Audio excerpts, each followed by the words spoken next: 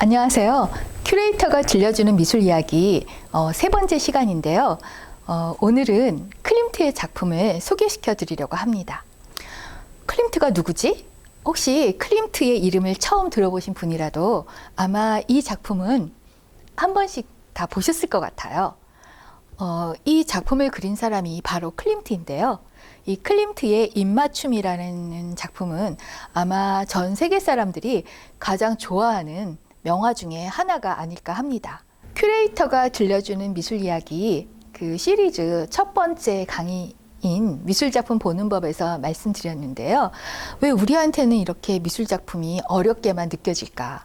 왜 미술작품이 이해가 안 될까? 그런 얘기를 하면서 그 크게 세 가지 원인이 있지만 그 중에 하나가 작가에 대해서 전혀 모르는 상태에서 보기 때문에 작품이 더 어려울 수 있다는 말씀을 드렸어요. 특히 그 작가의 대표작, 필생의 역작일수록 더 그러겠죠. 이 작품도 정말 클림트의 필생의 역작이기 때문에 다른 어느 작품보다도 클림트의 인생의 변화를 이해하고 이 작품을 다시 보면 아마 훨씬 더 많은 것을 느끼실 수 있을 거예요. 이 작품을 그린 클림트는 오스트리아 사람이거든요. 그래서 세계인들이 이렇게 좋아하는 작품이니까 한 해에 이 작품만을 보기 위해서 무려 100만 명이나 되는 사람들이 이 작품이 있는 벨베데레 미술관으로 달려가거든요. 그러니 이 작품은 오스트리아의 보물이자 자랑이죠. 그래서 오스트리아 비엔나 공항에 도착하시면 이렇게 벽 전면에 클림트의 입맞춤이 그려져 있고, 만일 아직 클림트의 키스를 보지 못했다면 비엔나를 떠나지 말라라는 글이 적혀 있다고 합니다. 오스트리아는 유럽의 한 가운데 있는 나라죠. 그래서 동유럽과 서유럽이 만나는 중앙에 있어서 오랫동안 스위스처럼 중립국가를 유지했었고요. 또 오스트리아 하면 가장 잘 알려진 도시, 유명한 도시 두 군데가 있죠. 비엔나와 짤스부르크가 있잖아요. 그리고 또 오스트리아에 유명한 게 뭐가 있죠? 비엔나 커피? 네, 맞습니다. 그런데 오스트리아가 이제 비엔나 커피 이상으로 자랑하는 음악가가 있는데 바로 모차르트예요. 모차르트는 그 오스트리아의 짤스부르크 출생이거든요. 지금부터 딱 30년 전에 제가 처음으로 해외 여행을 떠나면서 갔던 도시가 바로 비엔나와 짤스부르크였습니다. 당시가 모차르트의 서거 200주년이 되던 해였는데요. 제가 비엔나 공항에 도착했을 때부터 비엔나는 물론이고 모차르트의 짤스부르크에 도착하니까 온 도시가 다 모차르트 얘기뿐이었어요. 모차르트 공연, 모차르트 이벤트, 모차르트 굿즈 난리가 났었거든요. 그래서 이렇게 모차르트만큼 유명한 예술가가 또 클림트입니다. 클림트는 이렇게 생긴 사람인데요. 여기 남자겠죠. 클림트는 이 작품을 그릴 때 늘 저 작업복만 입고 그렸어요. 그리고 안에는 아무것도 입지 않았다고 해요. 얼마나 편했을까. 그래서 이 튜닉이 클림트의 시그너처처럼 되어 있습니다. 그래서 저게 파란색이었다고 하는데 이제 그동안은 흑백 사진밖에 전해오는 게 없었는데요. 요즘에 그 디지털 기술로 다시 이렇게 푸른색을 입혔어요. 이 클림트는 1862년에 태어났습니다. 그래서 1차 대전이 끝나는 1918년에 사망하게 돼요. 그리고 이거는 이제 클림트가 막 직업 화가로서의 커리어를 시작했을 때의 작품인데요. 클림트의 재능을 볼 수 있죠. 그의 할아버지도 수공업자였고 아버지도 금속 세공을 하는 수공업자였는데요. 너무나 찢어지게 가난해서 클림트가 8살 때 그 할아버지가 모든 식솔들을 이끌고 비엔나 변두리로 이사를 오게 됩니다. 당시 그때는 대량 생산이 없었잖아요. 그러니까 식기, 옷, 구두 모든 것을 다 수공업으로 생산했는데 주요 고객이 귀족이다 보니 그 귀족과 왕족들이 사는 비엔나 근처로 이사를 오게 된 거예요. 근데 비엔나에 와서도 여전히 클림트의 집안은 가난해서 기록에 따르면 크리스마스가 됐는데도 선물은 고사하고 먹을 빵도 없었다고 해요. 유럽의 크리스마스는 마치 우리나라의 설날이나 추석 같은 때거든요. 그런데 평소는 물론이고 그런 1년에 한 번밖에 없는 명절에서까지 빵이 없었으면 그때 쌀이 없었다는 거잖아요. 그러니 얼마나 어려운 살림을 했는지 알 수 있죠. 그래서 클림트는 일찌감치 직업학교를 들어가게 돼요. 그래서 14살 때 당시 비엔나에 막 생겼던 국립응용미술학교를 입학하게 됩니다. 미술 관련 학교로서는 이게 두 가지 학교가 있는데요. 미술 아카데미라고 해서 보통 이제 우리가 그 순수 미술이라고 하나요? 이 당시에는 이제 그런 거를 좀 더 한 단계 더 높게 쳐줬으니까 거기 들어가는 작가들이 있겠고, 또 이런 직업 학교를 나오면 모든 수공업 제품에 디자인을 하고 벽화를 그리는 그런 길을 가게 돼요. 그래서 클림트는 생계 유지를 위해서 그 미술학교를 간 것이었기 때문에 응용미술학교를 들어갔고요. 또 그 아버지로부터 또 그 집안 대대로 물려받은 그 재능이 있어서 금방 두각을 나타내기 시작했습니다. 그런데 너무나 가난해가지고 그 학교를 끝까지 마칠 수가 없었어요. 그래서 학교를 그만두고 미술 교사가 되겠다고 하니, 근데 여기서 미술 교사라고 해갖고 오해하시면 안 돼요. 지금과 같지 않고 이제 그 당시에는 또 다른 그런 그 수공업 디자인을 하는 학생들을 가르치는 그런 교사를 말합니다. 근데 클림트의 재능을 알아본 그 응용미술학교의 교장이 클림트가 끝까지 졸업할 수 있도록 전액 장학금을 주게 돼요.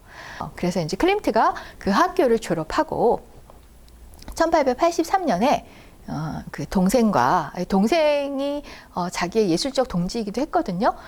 그래서 클림트는 학교를 졸업하면서 자기 그 동생 에른스트와 또 자기의 친한 동료였던 프란츠 마츠라는 화가와 함께 예술가 컴퍼니를 만듭니다. 컴퍼니라고 해서 대단히 큰 회사는 아니고요. 말하자면 3명의 조합 같은 그런 거를 만드는 거예요. 수공업 조합 같은 거를 만들게 되죠. 그리고 당시 그 비엔나에서 우화와 알레고리라는 그런 책을 출간하면서 거기 사파를 그 재능이 뛰어났던 클림트에게 부탁을 하게 됩니다. 그래서 이게 그 중에 사파 중에 하나인데요. 지금 이거를 왜 보여드리냐면 당시 화가들의 그 재능, 화가들의 그 테크닉을 판가름하는 것 중에 하나가 얼마나 이렇게 인간의 이 아무것도 입지 않은 신체를 정말 잘 그리느냐가 중요했었거든요. 그래서 클림트의 이 작품을 보면 구도도 지금 뛰어나지만 마치 미켈란젤로의 르네상스 시대의 화가죠. 시스티나 천단 벽화를 그렸던 미켈란젤로의 작품을 보는 것 같잖아요. 그래서 이미 20대 초반에 이때 클림트는 거의 테크닉이 완성된 정도였다는 걸 알 수가 있습니다. 또 이 작품도 그 사파 중에 한 장면인데요.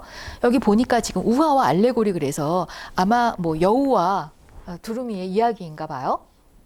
네, 이런 테크닉도 뛰어나지만 이 가운데 그렸던 이 여인의 모습 굉장히 시선을 끌지 않나요? 클림트 작품의 특징 중에 하나가 이 여성을 굉장히 관능적으로 그리거든요. 그래서 이때부터 벌써 그 이 유려한 선과 여성을 그리는 솜씨가 남달랐다라는 싹이 보이는 걸 알 수 있습니다.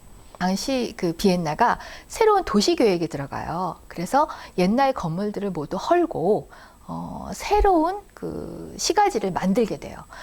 이거는 뭐냐면 당시 비엔나에 있던 유명한 극장이 이 부르크 극장이었어요. 근데 혹시 극장이라고 해서 지금과 같은 뭐 CGV 이런 거 생각하시는 건 아니죠? 당시의 극장이라고 하면 테아트르라고 해서 오페라도 상영하고 또 연극도 상영하는 그런 곳을 얘기했습니다. 그래서 이 비엔나에 있었던 이 부르크 극장을 헐고 새로운 극장을 짓게 되는데, 이거는 1888년 10월 12일 마지막 공연이 있던 날의 모습을 담아달라고 클림트에게 부탁을 하게 됩니다. 그 당시 이때 물론 사진이 있었지만 당시 사람들은 사진보다는 이런 그림이 훨씬 더 가치가 있다고 생각을 했어요. 클림트가 무대에서 바라본 객석을 그린 거예요. 이 안에 지금 거의 약 200명의 사람들이 출연하는데 지금 봐도 그게 누구인지를 알 수 있게 그렸어요. 정말 놀라운 데생 실력이죠. 비엔나는 굉장히 약간 허위 의식이 가득한 도시였거든요. 그래서 많이 의사를 찾아가는데 그 의사가 얼마나 훌륭한 의사인지를 평가하는 기준이 의술이 아니고 얼마나 멋진 옷을 입었냐예요. 그래서 이날 그 1888년 10월 12일 날 이 마지막 순간에 그 비엔나의 명사들이 자기가 여기에 있었다는 게 굉장히 중요했거든요. 그래서 아마 이 여자도 그날 한껏 차려입고 나온 모습이 아니었을까요? 또 제가 이 작품을 쭉 보다가 정말 또 놀라운 걸 하나 발견했어요. 이 극장에 정말 깊이가 있는 것 같은 원근감도 놀랍지만, 사실적인 원근감도 놀랍지만, 이 앞에 한 사람이 지금 그 꼭대기에서 아래 이렇게 무대를 내려다보고 있잖아요. 정말 하나도 놓치지 않고 그린 이 클림트의 솜씨가 참 놀랍더라고요. 자, 이게 그 구 부르크 극장을 헐고 새로 지은 신 부르크 극장의 모습입니다. 지금도 비엔나에 가면 보실 수 있어요. 그리고 이 극장의 내부 장식을 또 클림트의 그 예술가 컴퍼니에 맡겼는데요. 그때 이 주제는 뭐냐면 고대 그리스부터 르네상스까지 연극의 발전을 이 8개의 주제로 담아서 그렸습니다. 그 중에 이 한 작품, 이게 서로 공동 작업을 했기 때문에 어떤 게 클림트가 했는지 정확하게 모르는데 지금 이 작품만은 사진이 남아 있어서 클림트가 했다는 것이 분명한 그 작품이에요. 지금 이제 연극의 한 장면인데 이거 보니까 로미오와 줄리엣 같네요. 지금 줄리엣이 죽어 있잖아요. 이 셰익스피어가 르네상스 시대의 사람이잖아요. 그래서 당시 그 엘리자베스 여왕 시대에 복장을 고증을 해서 모두 그 복장을 입고 이렇게 그렸습니다. 그리고 여기 있는 3명이 바로 클림트, 또 에른스트, 제 동료였던 프란츠 마치인데요. 왜 이게 남아있냐면 수많은, 이것뿐만 아니라 8개의 천장화를 그리다 보니 모델이 부족해서 자기들 스스로 이 당시 복장을 하고 사진을 찍은 다음에 그걸 보고 그림을 그렸어요. 그래서 클림트는 자기의 자화상도 그리지 않았고 작품에 대한 것도 남기지 않았는데 지금 이렇게 유일하게 우리에게 클림트의 모습이 남아 있습니다. 아까 그 거의 대머리인 아저씨와는 확연히 다른 클림트의 모습인데요. 뭐 20대 때는 다 잘생겼죠 뭐. 이 사람이 바로 그 부르크 극장을 새로 짓게 했고 또 당시 비엔나에 새로운 도시 정비 사업을 하도록 명령했던 프란스 요세프 1세인데요. 재위 기간 한번 보세요. 이 사람이 무려 68년을 재위했어요. 뭐 하긴 지금 영국의 엘리자베스 여왕은 내년이면 곧 70년이더라고요. 한 사람의 일생보다 더 긴 기간을 재위하고 있는데 프랑스만 해도 1789 혁명이 일어나잖아요. 그리고 그 이후에 왕정 복고를 거쳐서 다시 입헌 군주제 혁명이 또 일어나거든요. 영국도 입헌 군주제가 됐고 이렇게 유럽이 지금 뒤집어지고 있는데 이 오스트리아는 아직까지 있는데 오스트리아만은 전통을 고수하고 있었어요. 그리고 이 사람의 와이프 황후가 CC로 잘 알려진 그 엘리자베스 오스트리아 황후이기도 한데요. 요거는 이 황제가 25살 그리고 이 CC는 18살 결혼 기념일 웨딩 사진이에요. 당시 이제 사진 대신에 이렇게 그림을 그렸으니까. 예.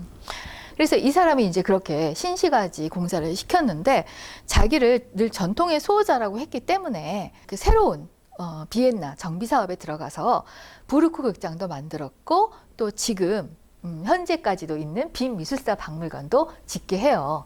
당시 유럽의 그 프랑스의 부르봉 왕가와 또 이 오스트리아의 합스부르크가의 컬렉션이 대단했었기 때문에 자기의 컬렉션을 이제 자랑할 이 미술사 박물관을 만들게 되는데요. 이 건축물도 보세요.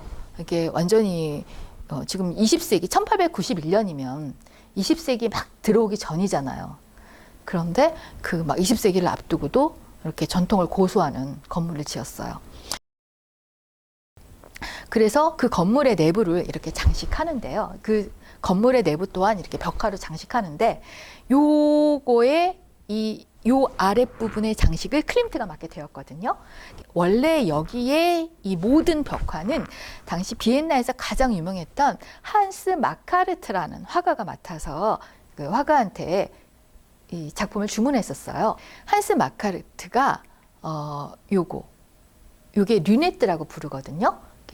륜느가 불어로 달이라는 뜻이에요. 그래서 에트 하면 이제 작은 거. 그러니까 반월, 그쵸? 반달 모양의 창이죠. 그래서 12개의 창을 그리고 갑자기 사망을 해요. 이 아랫부분을 완성하지 못한 채로. 그래서 이 남은 부분에 그 완성을 클림트에게 맡기게 됩니다. 그래서 클림트가 당시에 이제 여기 모두 요거로 이렇게 그리게 되는데요.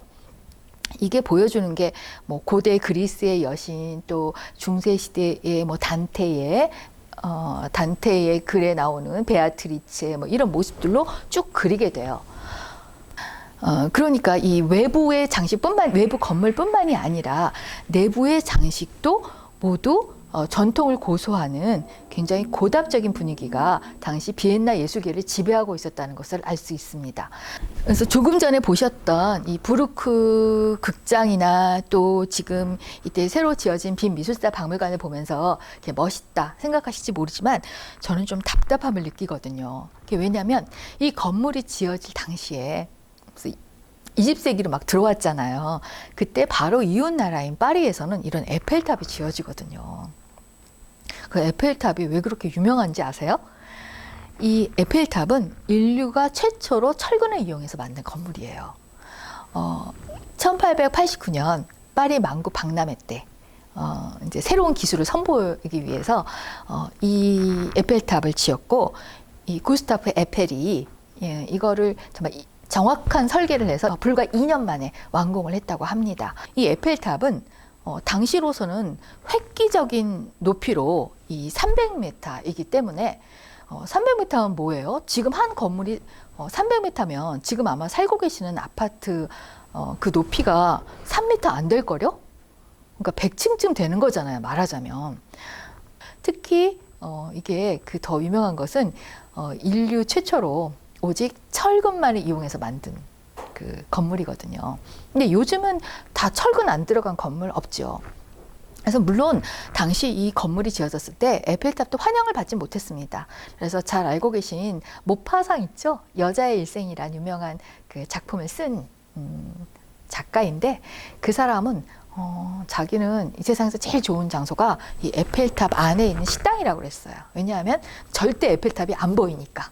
그러니까 이 정도로 이게 또 욕을 먹었던 그 건축물이긴 합니다. 근데 아무튼 이런 게 지어지고 있는데 지금 막 그런 고답적인 뭐 르네상스 시대 건물, 바로크 시대 건물로 도시를 다 채우고 있으니 좀 갑갑하죠. 에펠탑뿐만이 아니고 이 부르크 극장의 내부 장식을 하고 있던 게 지금 1890년인데 그거보다 무려 30년이 앞서서 건축뿐만이 아니라 파리에서는 벌써 회화에서도 이렇게 앞서가는 작품들이 나오고 있었거든요. 그래서 이 부르크 극장의 작품이 그려질 당시에는 고흐의 이런 밀밭이라는 작품이 나오고요. 이게 비엔나의 전통주의자들이 봤을 때는 그림도 아니죠. 이게 막 그냥 뭉갠 거지. 이게 어떻게 작품이겠어요? 그리고 하물며 오스트리아만큼이나 미술에서 변방이었던 노르웨이에서도 뭉크의 이 절규가 나와요. 이게 1893년의 작품이거든요. 그러니까 이런 것만 봐도 이제 당시 그 비엔나가 굉장히 이 예술계의 흐름에 벗어나 있었다는 걸 뒤처져 있었다는 것을 알 수 있잖아요. 그러니 당시 창의력이 넘쳐나던 클림트로서는 계속 이렇게 전통주의적인 그림만을 그리고 있기에는 뭔가 답답함을 느꼈을 거예요. 그런데 이런 클림트에게 이 획기적인 전환을 할 사건이 하나가 일어나게 됩니다. 그게 뭐냐면 그 자기의 예술적 동지였고 또 그 예술가 컴퍼니도 함께 만들었던 가장 사랑하는 동생이죠. 에른스트가 불과 20대에 심근경색으로 급작스럽게 사망을 하게 돼요. 그런데 이 동생이 죽었던 1892년에 또 클림트의 그 정신적인 지주이기도 했던 아버지도 같이 사망을 합니다. 그러면서 클림트는 인생이란 무엇인지에 대한 깊은 회의에 빠져들게 돼요. 그래서 이때 이후로 동생이 죽은 1892년 이후로 3년간 작품을 그리지 않습니다. 그리고 1895년 나온 작품이 바로 이거예요. 자, 이게 그 클림트가 그 3년 동안 작품하지 않고 3년 만에 내놓은 사랑이라는 작품인데요. 이거는 맨 처음 클림트가 커리어를 시작했을 때에 그때 그 우화와 알레고리라는 책에 사파를 그렸다고 말씀드렸잖아요. 그 책이 10년 뒤에 재출간되면서 클림트한테 또다시 사파를 부탁하게 되거든요. 그래서 그 중에 나오는 알레고리와 상징의 한 사파입니다. 근데 이 사랑을 상징하는 장미도 있지만 이 그림을 보면서 가장 눈에 띄는 것은 이 뒤에 있는 정말 어떻게 보면 좀 끔찍한 모습들의 그런 형상들이잖아요. 지금 더 가까이 보면 이런 모습이죠.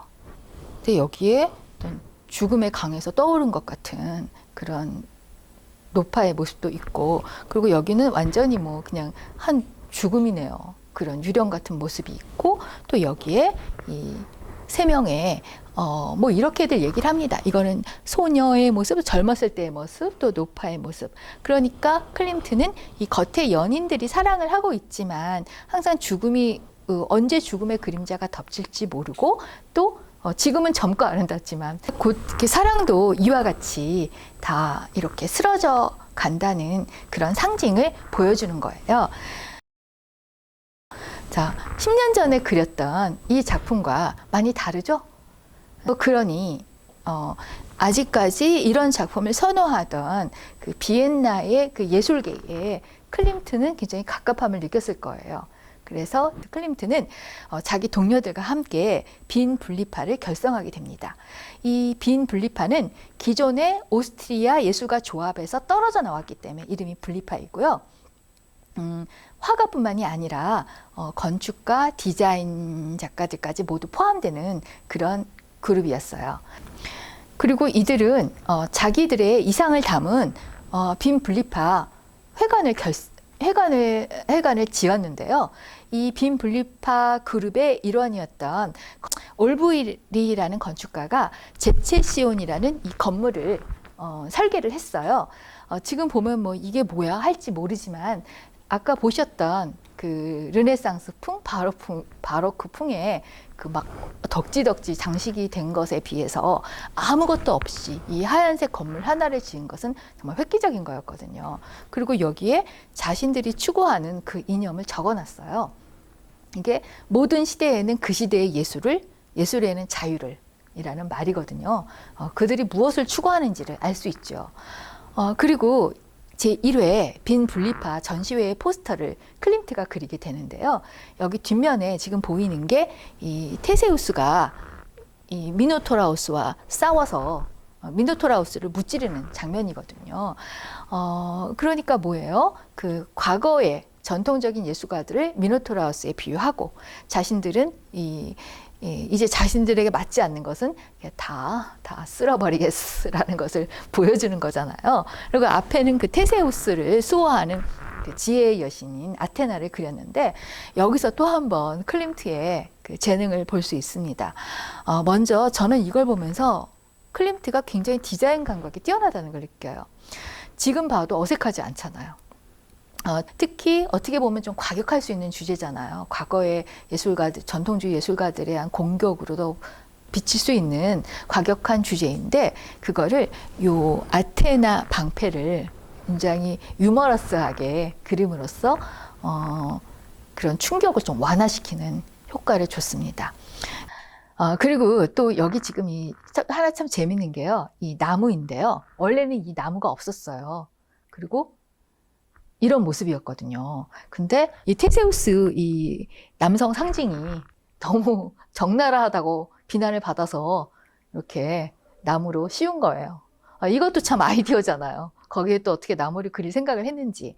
그리고 클림트의 일생에 획기적인 분기점을 가져오는 사건이 하나가 일어나요. 그게 바로 이 빈 대학교 천정화 사건인데요. 어때요? 이 작품 마음에 드시나요? 클림트는 지금의 우리가 봐도 이 작품을 선뜻 받아들이기는 쉽지가 않아요. 클림트는 거기에 더해서 법학, 또 의학을 이렇게 표현했습니다. 그래서 이제 이 빈 대학교에서 학문의 승리를 상징하는 그림을 그려달라고 예술가 컴퍼니에 부탁을 합니다. 사실 그 예술가 컴퍼니는 1892년 동생이 죽었을 때 해체가 됐어요. 그리고 프란츠 마츠만이 남아 있어서 처음에 프란츠 마츠가 그림을 그려서 스케치를 해서 가져갔는데 빈 대학에서 별로 만족하지 않았어요. 그래서 클림트하고 같이 그려보는 게 어떻겠냐라고 제안을 했고 당시 이제 역사주의와는 좀 결별을 하고 싶었던 클림트는 처음에 망설였지만 같이 작업을 하기로 하고 그 메인 천장화와 신학은 프란츠 마츠가 그리고 클림트는 철학과 법학과 의학 세 개의 천장화를 그리기로 합니다. 그리고 무려 5년이나 지나서 떡 가져가는 작품이 이거예요. 그러니까 당시 그 빈 대학교의 관계자들은 정말 기절초풍을 했었죠. 왜냐하면 그들이 원했던 작품은 바로 이거였거든요. 이게 그 유명한 라파엘로의 아테나 학당이잖아요. 이것처럼 학문의 승리를 보여주는 매우 고상한 그림을 그려달라고 했는데 클림트의 그 작품을 보고 완전히 비엔나가 발칵 뒤집어졌습니다. 무려 5년이나 지나서 클림트가 처음으로 보여준 스케치는 바로 이 철학이었어요. 그래서 그때 이 빈 대학에 총장을 포함한 87명의 교수들이 이 그림에 반대하는 서명을 해요. 절대 비엔나 대학에 걸 수 없다는. 그리고 이 그 비엔나 예술대학의 교수로 임용이 예정되어 있었던 클림트의 임용을 거부를 시킵니다. 그러면 도대체 뭐 때문에 이 그림이 그렇게 스캔들을 일으켰는지 하나하나 한번 뜯어보기로 해요. 이게 제일 처음에 가져왔던 그 철학이라는 건데요.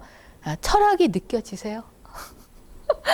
라파엘로에서 보여줬던 그런 철학을 기대했던 사람들에게는 이게 웬 진짜 날벼락 같은 그림입니까? 클림트는 철학을 이렇게 표현했습니다.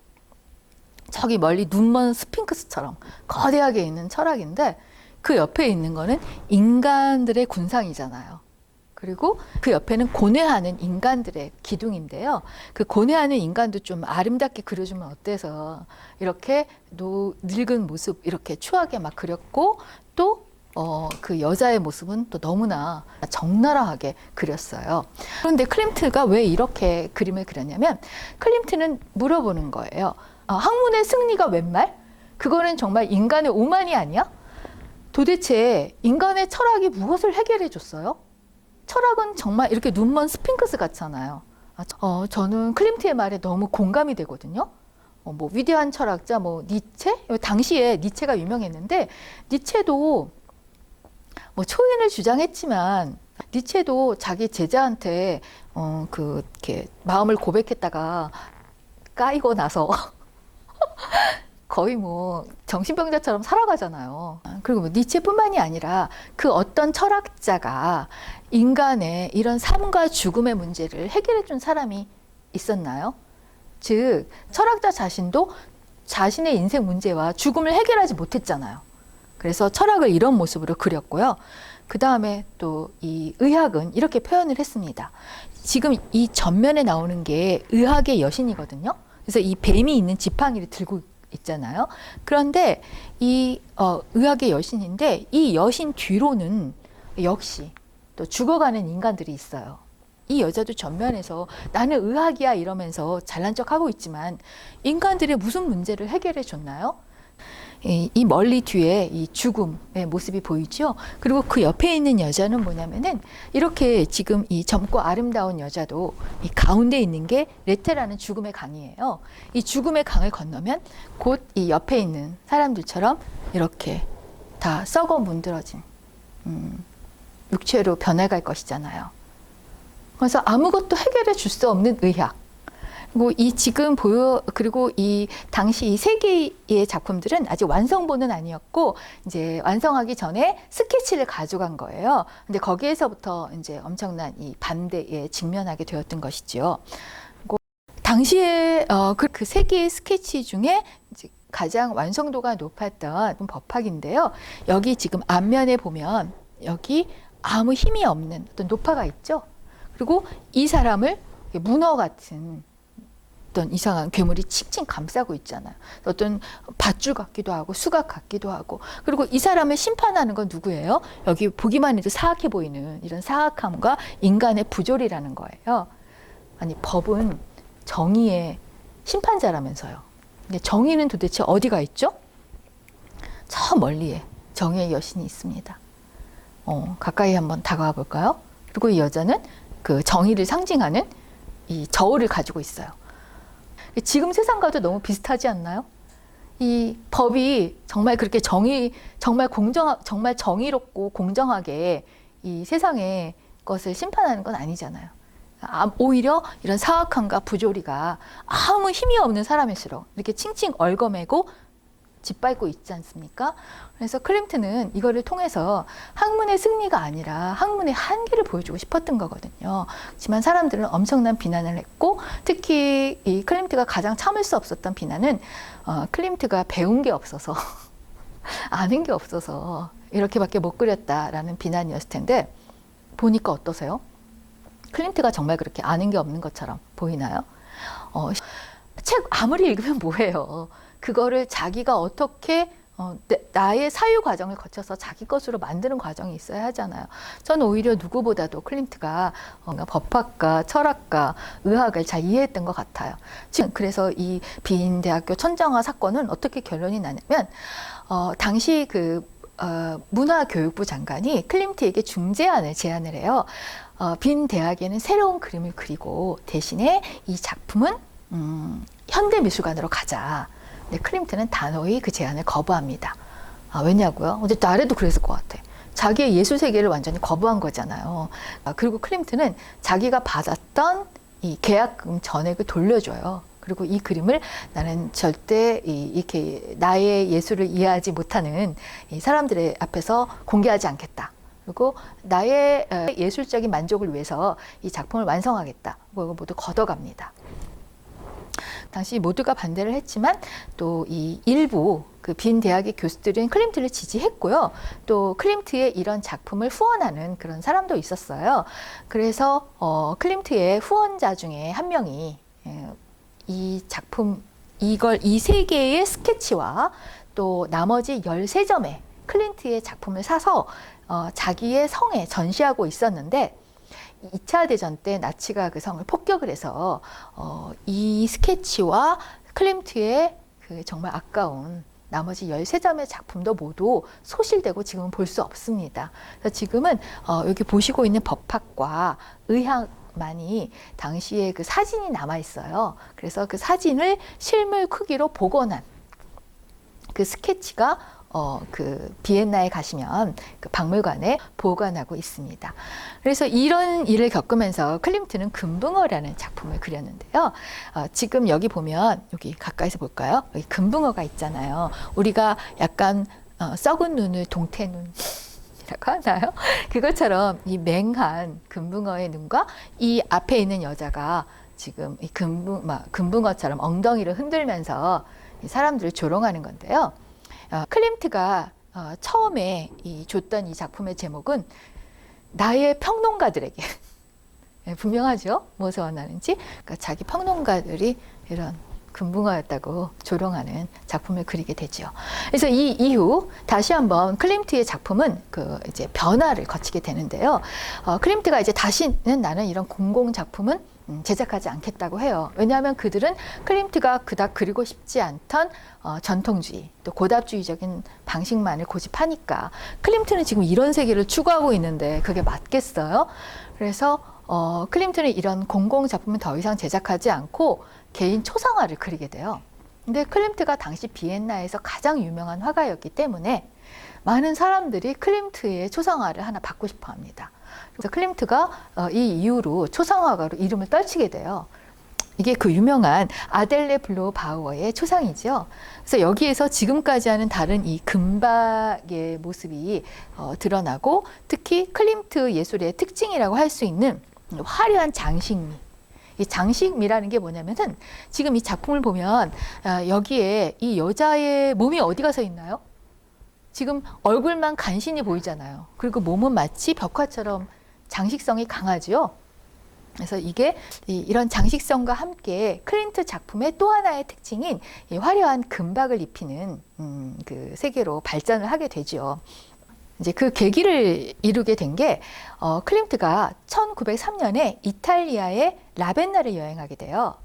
라벤나는 비잔틴의 수도였어요. 그래서 이게 지금도 남아있는 그 아주 유명한 비잔틴 양식의 산 비텔르 성당입니다. 이 건물은 이 안에 모자이크로 대단히 유명해요. 이런 이 성당의 전면을 이렇게 구약 성경의 이야기로 다 채우게 돼요. 지금 여기 보시는 것처럼 이게 비잔틴 양식의 이 사람들이죠.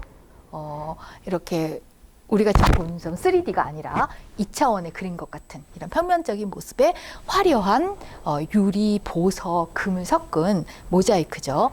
자, 이것도 밤의 모습 아주 화려하죠. 그래서 이거를 보고 나서 클림트가 그 자신의 그 평생의 정신적인 동반자라고 해야 되나? 그 에밀리 플레게에게 편지를 썼는데, 이제야 나는 내 예술이 어디로 갈지 방향을 찾았다. 라는 편지를 보냈어요. 그래서 이 성당을 보고 온 곳이 클림트 작품의 또 하나의 분기점을 이루는 계기가 되었습니다. 특히 클림트가 많은 그 감명을 받았던 게 그 성당 안에 있는 테오도르 황후의 이 모자이크인데요. 이거를 보고 그 클림트의 대표작인 그 입맞춤에 영감을 얻었습니다. 그래서 이 밑에 이 꽃밭과 또 이렇게 정지된 것, 시간이 정지된 것 같은 사람들의 모습을 보고 클림트는 와서 그 금을 사용하는 작품 중에 이제 유명한 게 이 베토벤 프리즈라는 건데, 이거는 그 빈 분리파가 베토벤에게 오마주를 여는 그런 전시회를 열어요. 그리고 그때 베토벤의 흉상도 제작하고, 또 클림트가 이 프리즈는 뭐냐면 이 벽과 지붕 사이에 띠처럼 장식을 하는 건데요.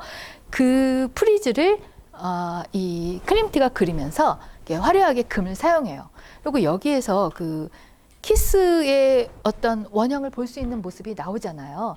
이거는 베토벤 9번 교향곡 4악장 합창에 영감을 얻어서 클림트가 그린 작품인데요.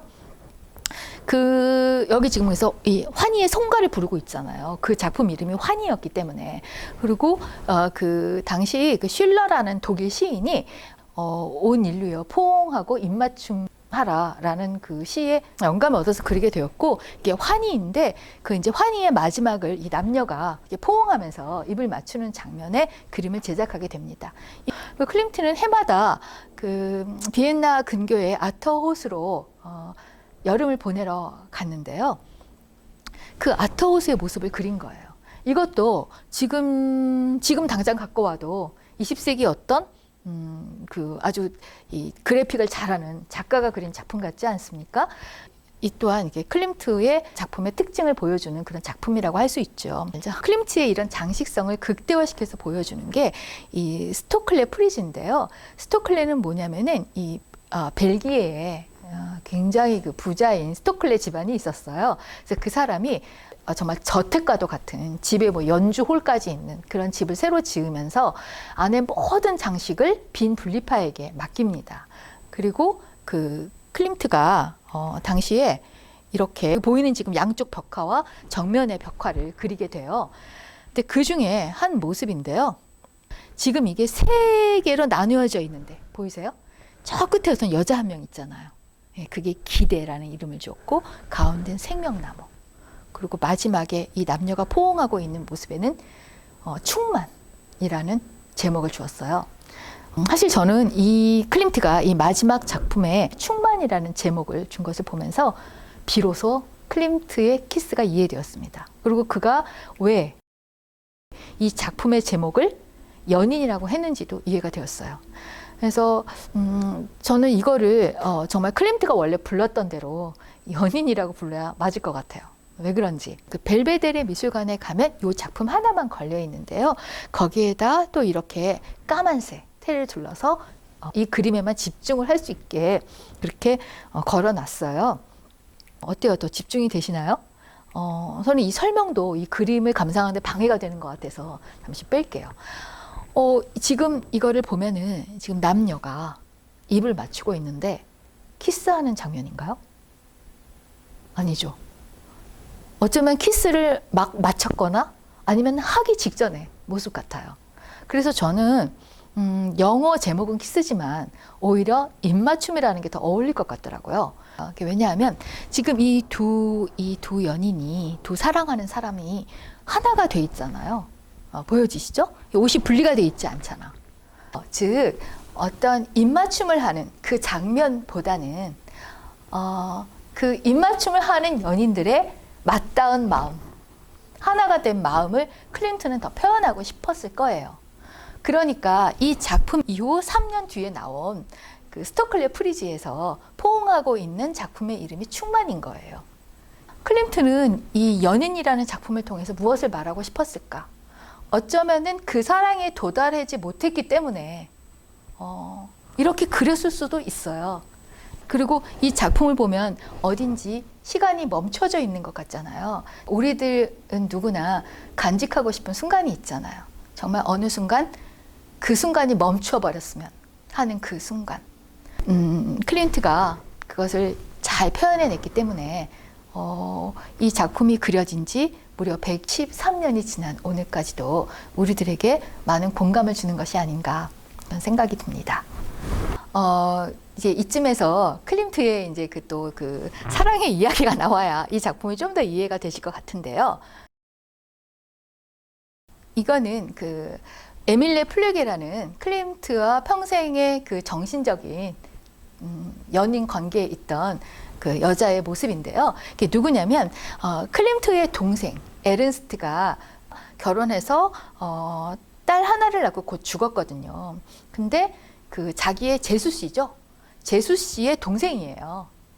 복잡한가요? 사돈 처녀라고 합시다. 그래서 이 에밀레 플레게가 18살 때 언니가 이 에른스트 클림트의 동생과 결혼을 하면서 알게 되는데, 그래서 이때 이 에밀리는 18살이었고 클림트는 30살이었는데요. 그때부터 56살에 클림트가 죽을 때까지 계속 둘의 그 동반자의 관계를 유지합니다. 근데 이 둘 다 결혼을 하지 않았는데 왜 끝까지 독신으로 살았는지 그거는 미스테리로 남아 있어요. 왜냐하면 클림트가 죽었을 때에 무려 14명의 사생아가 나오거든요. 클림트의 작업실에는 항상 이렇게 옷을 벗은 모델들이 왔다 갔다 했고, 클림트는 이제 후하게 모델료를 줬다고 해요. 그런가 동시에 또 자유롭게 그런 육체 관계를 맺었습니다. 그리고 그 모든 사실을 다 에밀리가 알고 있었어요. 에밀리는 당시에 그 의상 디자이너였어요. 그래서 언니와 함께 플렉의 의상실을 운영했는데, 당시 비엔나의 사람들은 잘 차려입고 다니는 게 굉장히 중요했다고 했잖아요. 그래서 한때는 그 의상실이 너무 잘 돼가지고 무려 100명의 직원을 뒀다고 합니다. 그러니까 경제적으로도 이렇게 독립할 수 있는 여자였어요. 그런데 클림트는 아버지가 죽고 나서 그 가정을 책임졌고, 그리고 동생이 죽고 나서도 동생에게 하나 남겨진 딸의 대부가 돼 주었고, 또 그 제수 씨라고 하죠. 잘 살 수 있도록 계속 후원을 해줬거든요.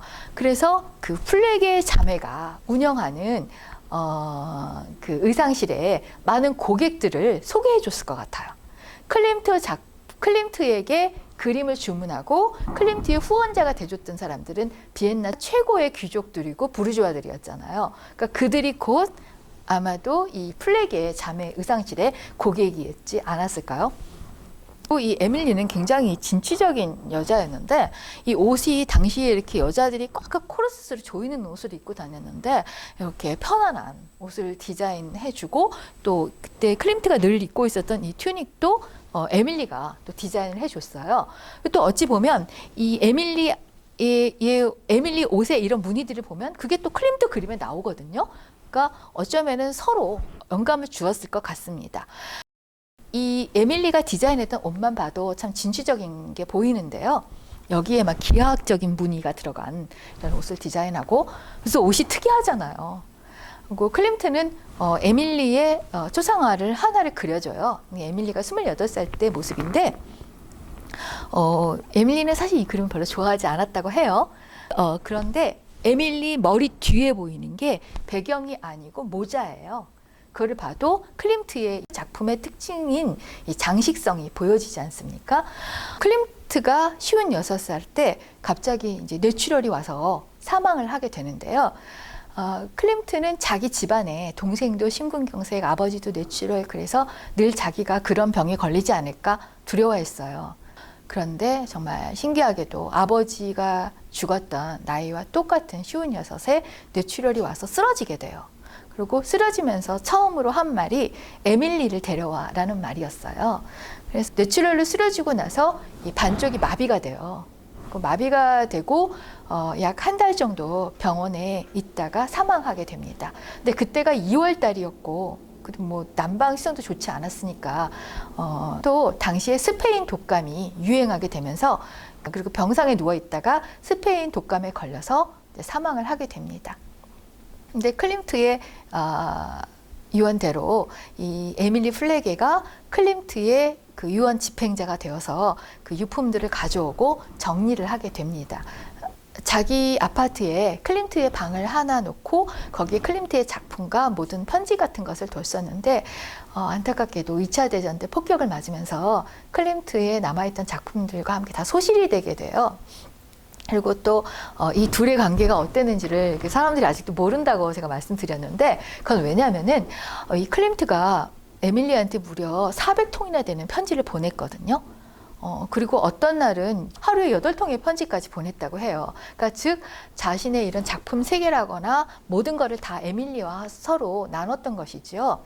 그런데 클림트는 그 편지 외에는 자신에 대한 기록을 남기지 않았기 때문에 우리가 클림트의 작품에 대해서 더는 알 수 없는 그런 안타까움은 있습니다.